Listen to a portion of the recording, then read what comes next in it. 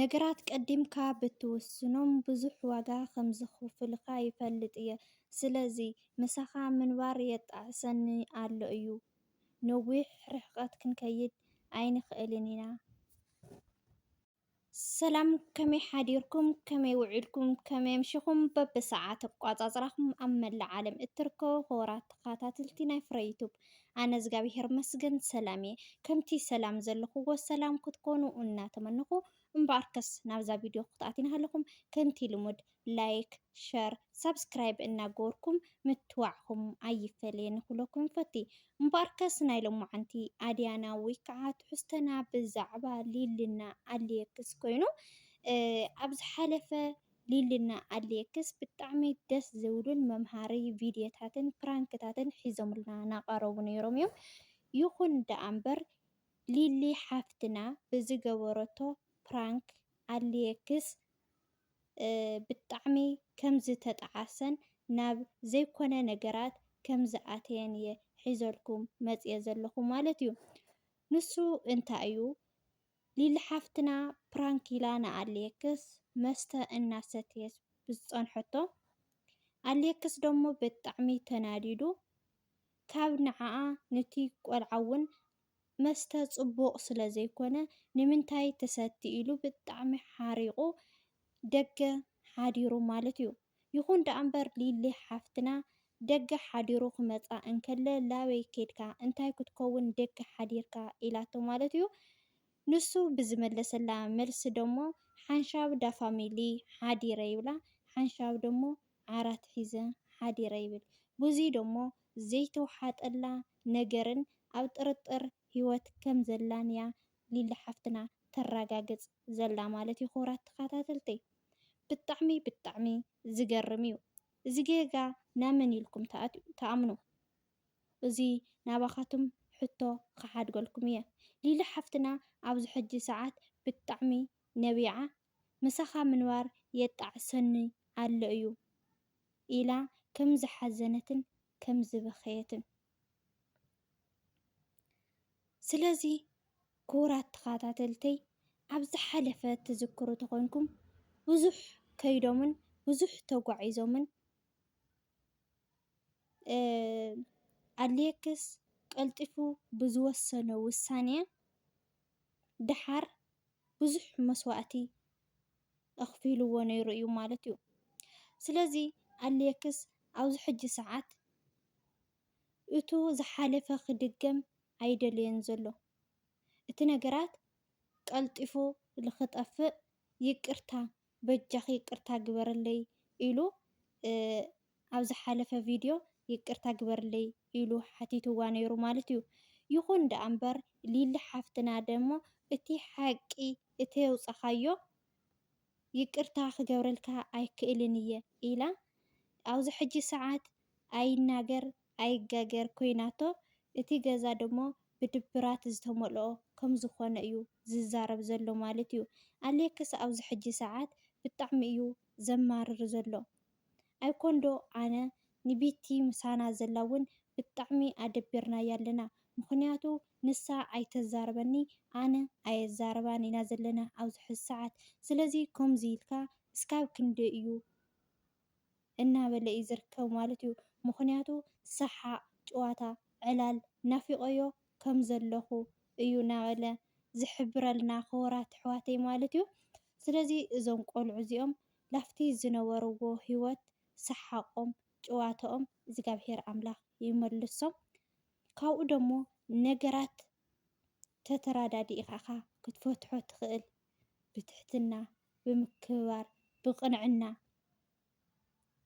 እዩ ክፍታሕ ዝኽእል ማለት እዩ። ስለዚ ክቡራት ቤተሰብ ሊሊ ሓፍትና ኣብዚ ሕጂ ሰዓት ምሳኻ ምንባር ብጣዕሚ እዩ ዘጣዕሰኒ ኣሎ።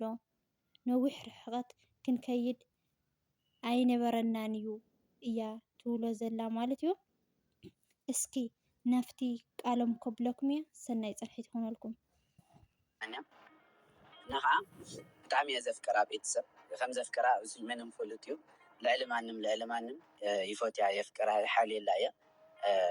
ካብ ፍቅሪ ሓሊፉ መርዓ ሓሊፍና ብጣዕሚ ደስ ዝብል መርዓ أولاد بتحنا لنا هالساعات سلزي بترى دفعت كخسرة عيد لنا أنا نفاري ያው ንኸም እየ እውን ኣነ ብቐዳማይ ዝወሰንክዎ ነገር ይቅርታ ጎር ለይ ፋሚሊ ንዓኹም ግን ኣነ ኣብ ሆቴል ሓዲረ በርግጥ ግን በቃ እሱ ኢለ ክረጋጋዕ ስለ ዝደለኹ እየ ናተይ ተፈጥሮ ከምኡ እዩ እና ዝኾነ ነገር ተኮይነ ካብ ሕማቅ ዝዛረብ ካብ ሕማቅ ዝገብር ተናዲደ ቀጢለ እየ ደገ ዝወፅእና በይነይ ኮይነ ምክንያቱ ንሰብ ጉድኣት ከብፅሕ ይደልን ተናዲድካ ብዙሕ ነገር ትውስን ኢኻ ኣብ ሂወት እሞ ኣነ ከምኡ ዓይነት ነገር ክፈጠር ይደልን ተረጋጊዐ ቀሲለ ምስ ዓርሰይ ተማሂረ እየ ኩሉ ነገር ክፈትሖ ዝምክር ስለዚ እዚ ናተይ ፀባ እዩ ይድብር ክኾን ይኽእል እዩ ዘፅልእ እውን እምበኣር ከስኩራት ተኸታተልቲ ኣሌክስ ሓውና ከፍቲ ካብ ቃሉ ዝሰማዕኹምጎ ማለት እዩ ሊሊሊ ሓፍትና ብጣዕሚ የፍቅራ እየ የኽብራ እየ ልዕሊኡ እውን እስካብ መርዓ በፂሕና ኢና ግን ደሞ ኣፍቲ ዝገበርክዎ ነገር በቃ ዝኾነ ነገር ንኸይወስን ኢለ እየ ወፅየ ዝሓደርኩ እናበለ እዩ ዝርከብ ማለት እዩ ክቡራት ተኸታተልተይ ስለዚ እስኪ ናብ ላይ ሊሊ ሓሳብ ለኸብለኩም እሞ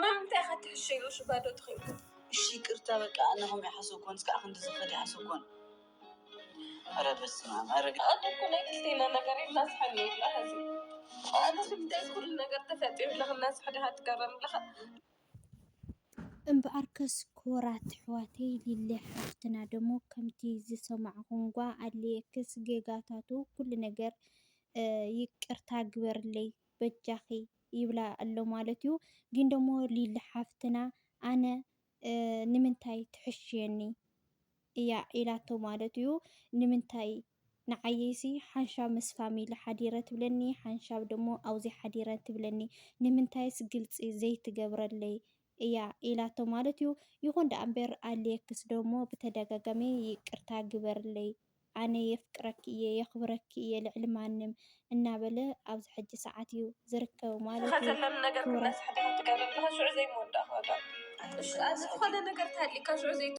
እምበኣር ከስኩራት ተኸታተልተይ ናይ ሎማዓንቲ ዝሰማዕኹምጎ እዚ ይመስል ነይሩ መደብ ናይ ኣሌክስን ሊሊ ሓፍትናን ማለት እዩ ግን ደሞ ሊሊ ሓፍትና መጀመርያ ጥንስቲ ኮይንካ መስተ ኣይስተን እዩ ስለ ዝበለ ከም ጌጋልክ ከይትሕዝዮ ንሱ ደገ ብምሕዳሩ ደሞ ንሱ ንምንታይ እዩ ደገ ክሓድር ወሲኑ እንተይልኩም ቤተሰብ ከምቲ ካብ ቃሉ ዝሰማዕኹምጎ ኣነ ሕማቕ ነገር ከይውስን ንኽረጋጋዕ ኢለ እየ ተናዲደ ስለ ዝነበርኩ ምክንያቱ መስተ ሰትያ ፅቡቕ ስለ ዘይኮነ ንሂወታ ነቲ ቆልዓለ ፅቡቕ ስለ ዘይኮነ እዩ ኢሉ ማለት እዩ ግን ደሞ ንሳተን መስተ ይኮናን ኣብ ተሻዓይቱ ሰዓት ቀሪቦንኡ ነይረን እየን እቲ ቢራታት ድዩ ገለ ድዩ ቀሪበን ነይረን እየ ከምቲ ዝረአየን ግን ደሞ ሊሊ ሓፍትና ንዕኡ ፕራንክ ክትገብር እያ እምበር ኣይሰተየትን ግን እሱ